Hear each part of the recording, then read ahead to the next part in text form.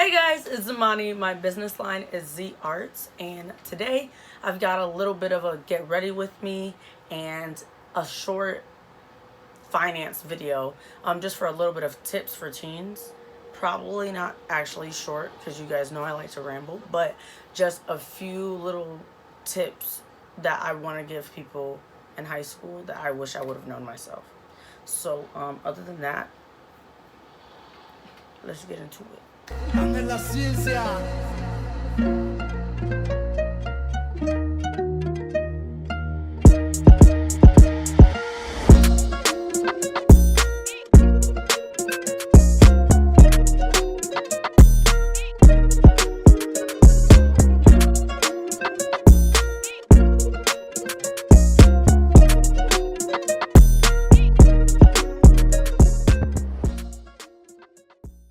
Okay, so for the first tip, start a certificate.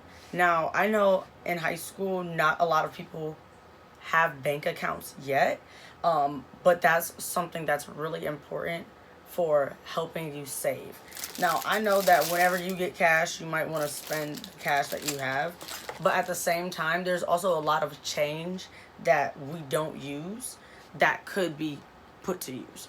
So one thing that I'd say is if you're 13 and older, get a bank account with your local bank. I know that I personally have MSU FCU, and they have certificates.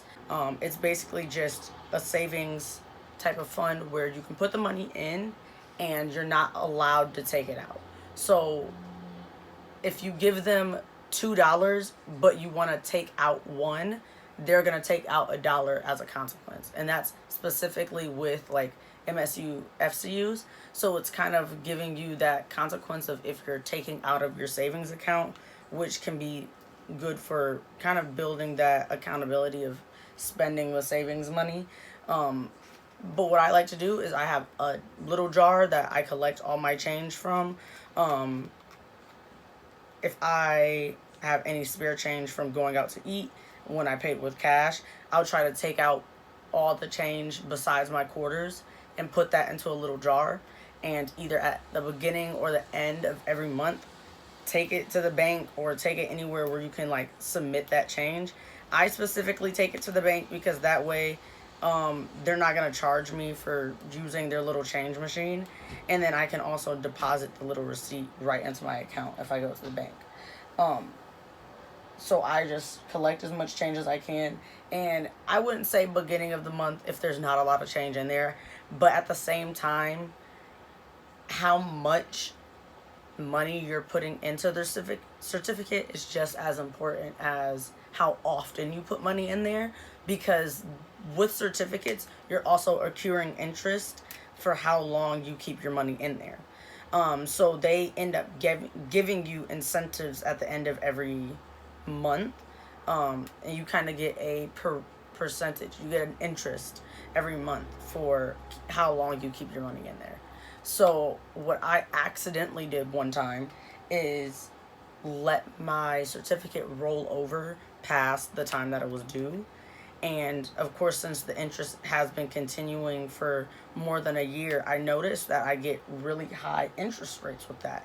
So that was why that was something I really felt the need to point out, because if you start in like your freshman year of high school, even if you're not planning to put a lot of money in there and you're just putting little bits of change month by month, as you continue to be able to, let's say, get a job or find other sources of income, you'll be able to put in more money. And once you are able to put in more money, of course, you're going to start getting higher interest rates. And the more you let those roll over, the money kind of creates itself. Not necessarily saying like you're going to be rich off of it, but it's going to be something that gives you more of an incentive to save for school. This is something I wish I would have started as kind of like my scholarship to myself, if that makes sense. And then not even just that, it's just anything that you want to save big for. A certificate is just a really good idea to be able to help you save money in general.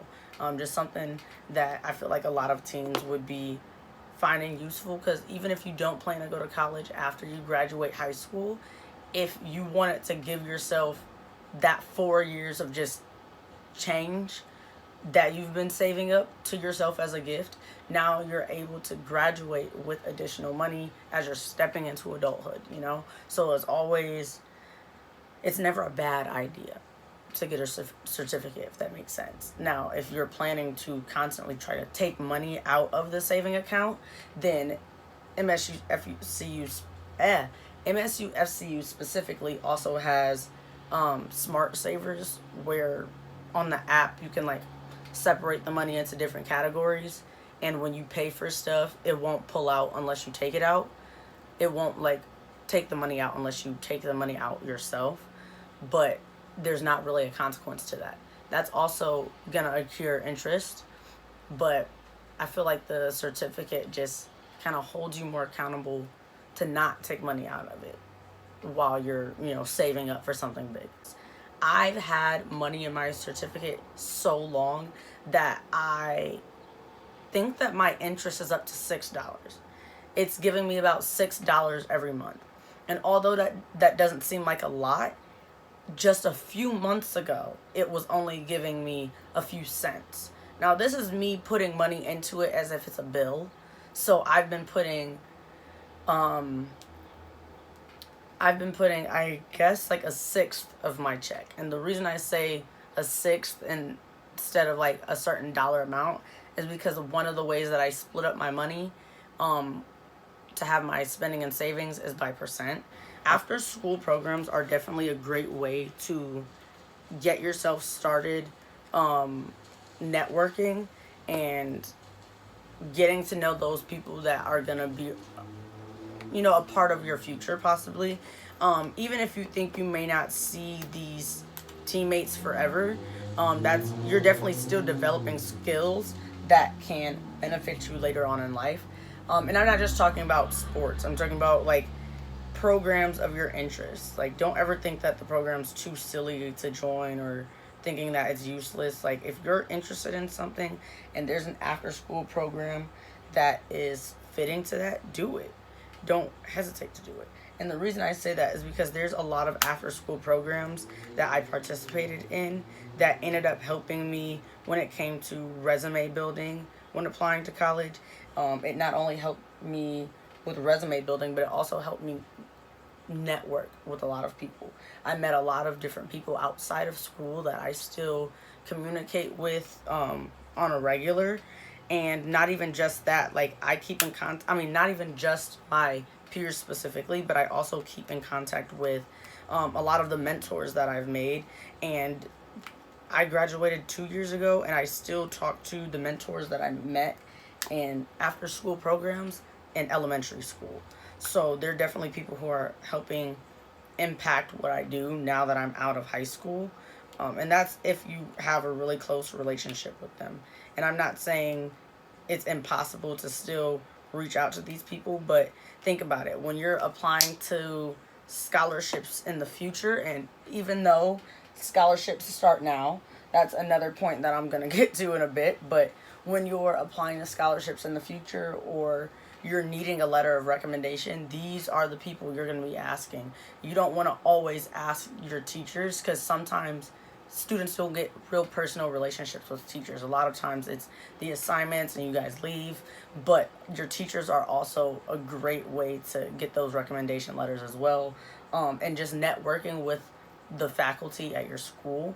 As cheesy as it sounds, I'm not saying you have to be best friends with them, but don't be afraid to, use the help at the school that you can get, because even when you graduate, these people will remember you, and they are usually more than willing to help you, further your education after that. And with the scholarships, a lot of students don't realize that scholarship applications start as early as high school. There's scholarship applications for those who are 13 years old, like there's people who are looking to give money to youth of all ages. So don't be afraid to apply to scholarships now. There's still stuff that you can apply for. You can look on different sites to see where you qualify. There's a website that I use. I mean, not a website. There's an app that I use specifically called moss.com. Even though it's an app, when you go to moss.com, you're not able to really go through the same way the fields are in like the app, but you're able to find scholarships really easy on there.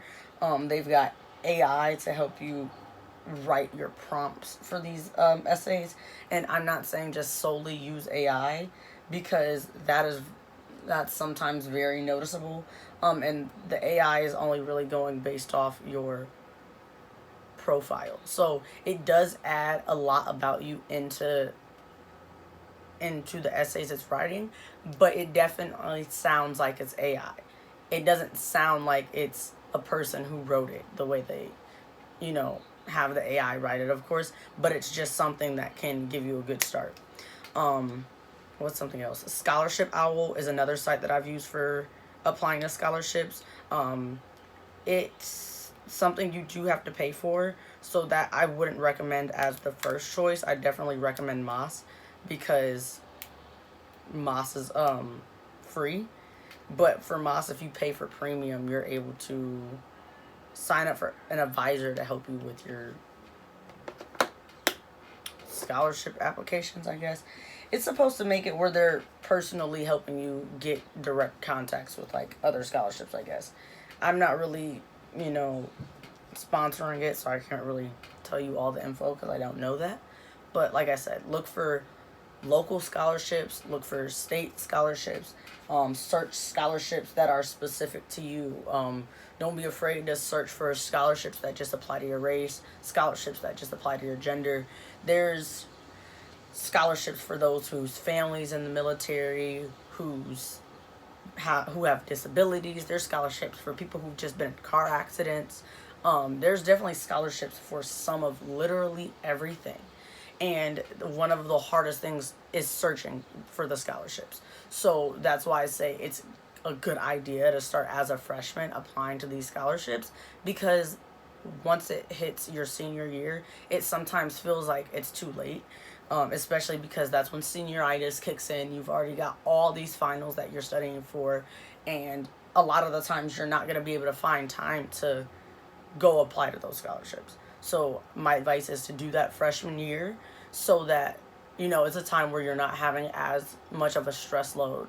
And then with the certificate, you can use that money that you win from those scholarships to put into their certificate, and that's kind of like your other way of saving that scholarship money. And with me, I like to separate my money 30% and 70%. Now the 30% is my savings money, 70% is 30% is spending money, 70% is savings. The 70% can be split up towards bills. Even if you don't actually have bills right now, one of those could be, that certificate to create your bonus at the end of your graduation. That also goes towards like gas, paying off my credit card, what else? Emergency money, and I guess big trips that I'm saving for. But I split my 70% up. I divide that by like another 3 or 4, depending on how much money I'm trying to save at the time, or how many things I'm trying to save for. But mainly those big 3, like bills, emergency money, and what's going into that certificate. And then if I have anything else that I need to save for, then I divide it up by that number. And then with my spending money, that's, of course, food, gas, and everything else. So I split that up into 3s. Food, gas, everything else. Sometimes my credit card ends up on the spending list too. So yeah, both of those get divided up into what it's there for. And this, yes, seems very annoying to have to do all the time, but like I said, with MSU FCU's app specifically, you can break up your spending categories. So all I do when I get paid is put everything into its group really quickly and leave it alone. And when I get ready to spend that money, I just take it out of its group and put it onto the card. That way I'm not touching anything that I don't need to spend on at the time, and I'm not overspending my budget because I can't take it out of that savings fund. I mean, take it out of those other smart saver groups. And yeah, that's pretty much all that I have for tips or advice about, you know, finances for high school students. Thank you guys for watching. You've made it to the end of another Z.Arts video. Please like, subscribe, and don't forget to hit that like button. Also, check out the description box below for my website link and socials, and go tell your friends. Like, saving money is kind of cool, guys. Just saying. Anyways, bye.